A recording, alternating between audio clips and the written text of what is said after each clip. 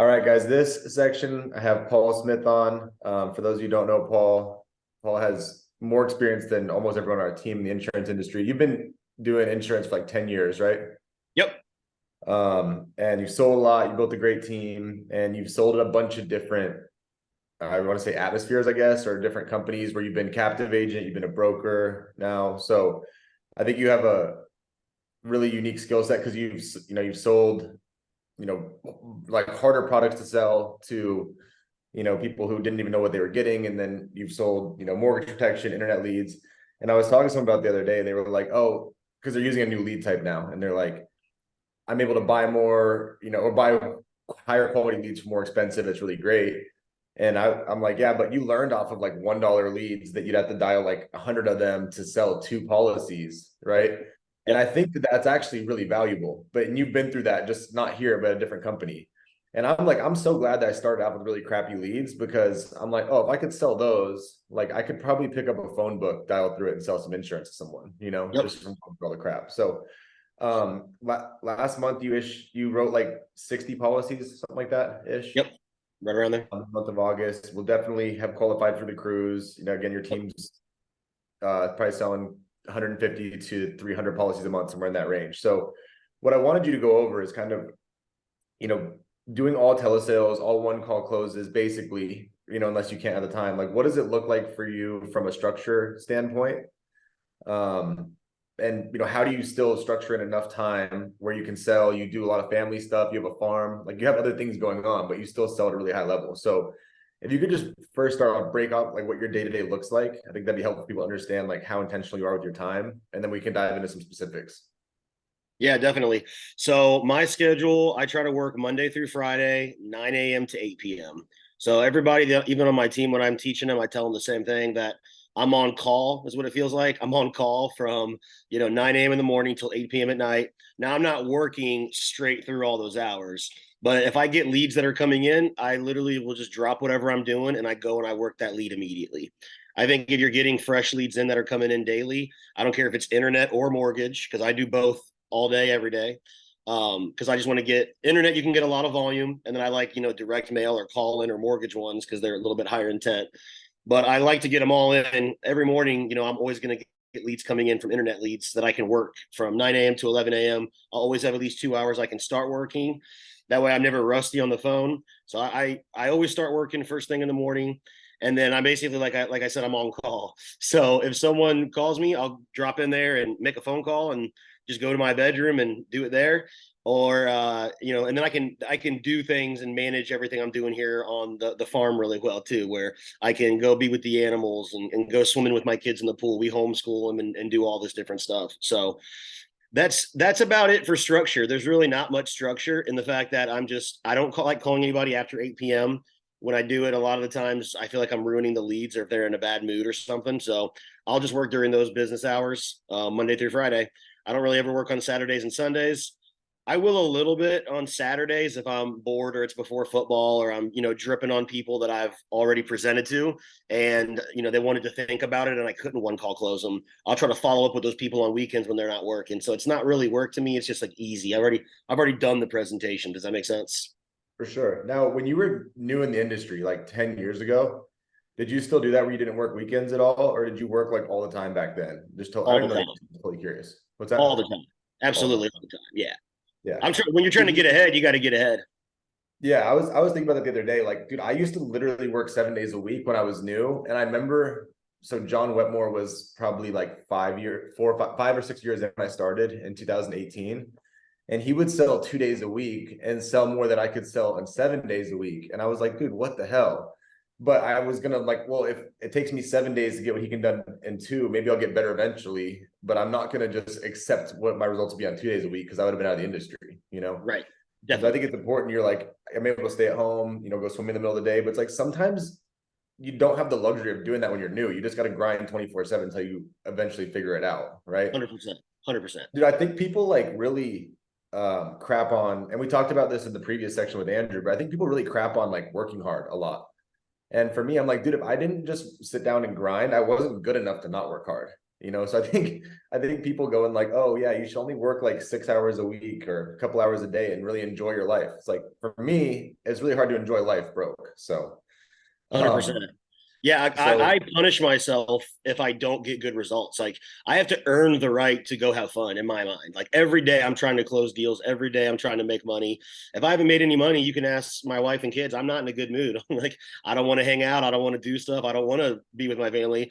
Once I write 3 or 4 thousand for the day, now I'm like, okay, I've earned to go chill for a couple hours. But then even then, I'm like, I got to go check my phone, make sure if I got a new lead and I want to work it right away. So it's just yeah. that constant balance of I always want to work hard. I always want to make money, but now that my kids are older, my kids are 9 and 11 now. So they were literally newborns when I started in the industry, and I grinded for like 5 to 7 years. And I missed every single dinner. I missed every single bedtime. You know what I mean? So I remember that. And now that they're like aware of if I'm around or not around, I finally get to have some sort of a balance where there definitely wasn't balance for like the first 5, 7 years.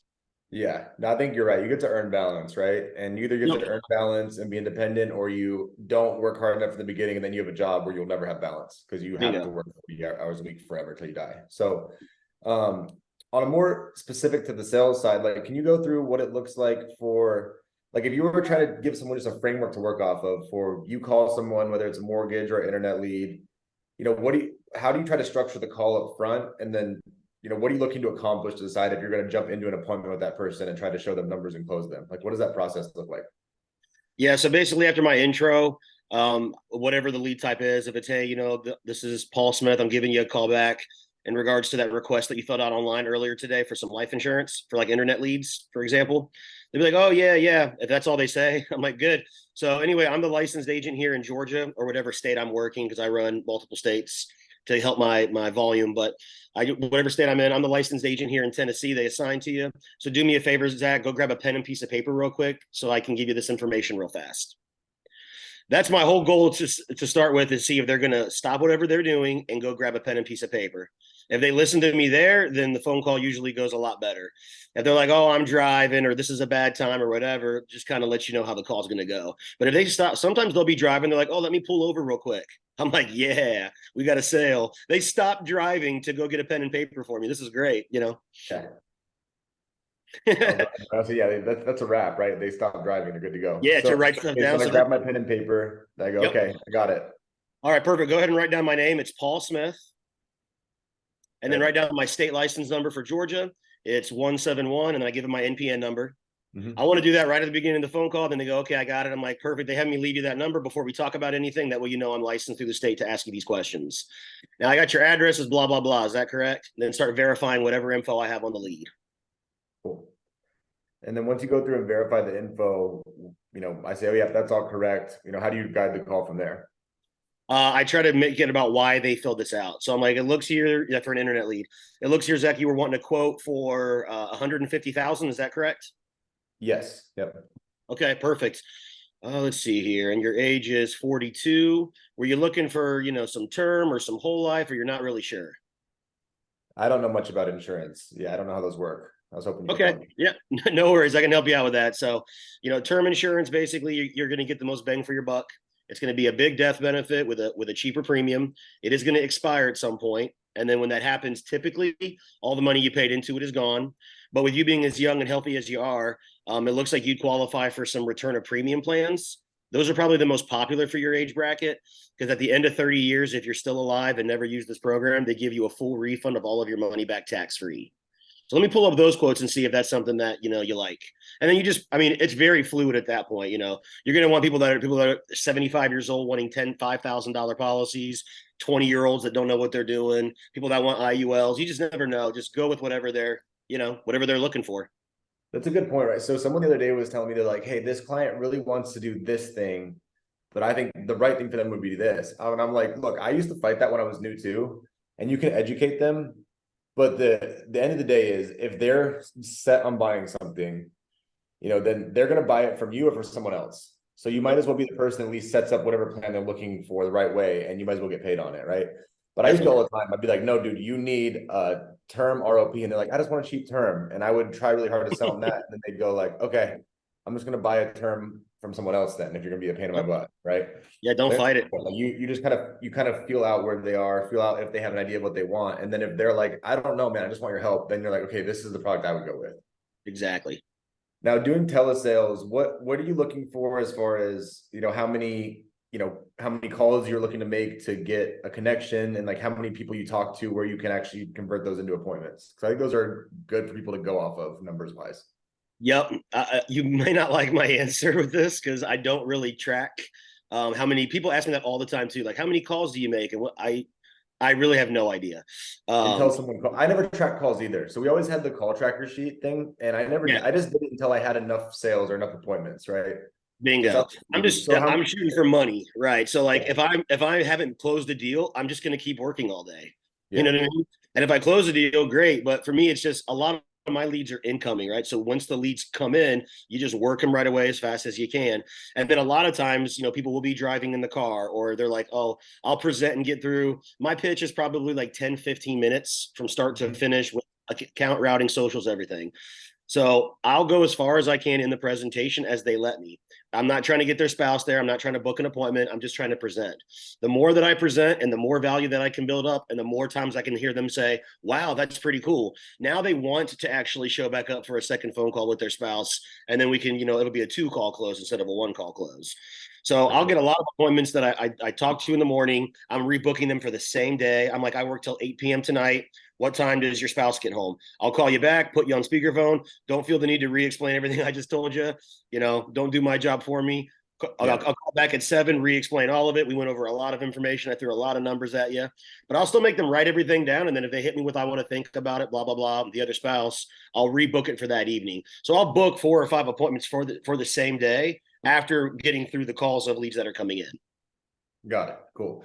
And Yep. then from ones that you actually go through and go over numbers with, do you think you close half of those, 3/4 of those, most of them when you get to that point, or I have yeah, no idea. got it. Probably half, I would say. Got it. I think it's a good number, right? Because Yep. someone was asking me the other day, and I asked a bunch of different agents, and I was like, "Look, if you talk to 10, you'll probably be able to show numbers to like 4 of them, and you should close about 2 of those. Will probably be about right, you know." I think my Uh, close ratio is still like 33%. That's kind of been like a normal close ratio for me. It's nothing special. I just, spend a lot of money in leads and work hard and contact a lot of people every day. And I make sure that I never blank any day. That's pretty much it. Now, one thing people in the industry talk about a lot is like they're very proud of their close percentage, and I know this because I've been in business with you for a long time, but your quality is very good. And Yep. sometimes I think people like they're like, I close 90%. I'm like, yeah, well, your persistency is 30% or 60%. So you're really not closing 90%. You're getting 90% to say, like, yes, I will give you my bank account. They're not saying yes to a policy, right? Right. So I think that's an important distinction. You make sure like you're closing people that are going to buy and keep the insurance because you don't get to be in the insurance industry for 10 years and have people canceling all the time, right? Correct. So can you talk for a little bit on like if you've ever been through times where you just wrote everyone or why, what you do to make sure someone is not going to cancel the policy once you sell it to them? I think it's just solidifying the deal. So for me, I get all their information on the first phone call, right? So if I call you and everything's going smoothly, I'm getting your, what state you were born in, height, weight, social, banking info, doctor's info, medical history. I'm getting all that info. And then I end the call. I go, perfect. Zach, I've got everything that I need right now. I'm going to start shopping this around for you. I'll give people ranges on prices too. So that's another way that I retain clients and I don't leave money on the table is I'm giving them, it's going to cost you anywhere from $140 a month to $180 a month. As a broker, I'm going to start with the cheapest carrier and then work my way up.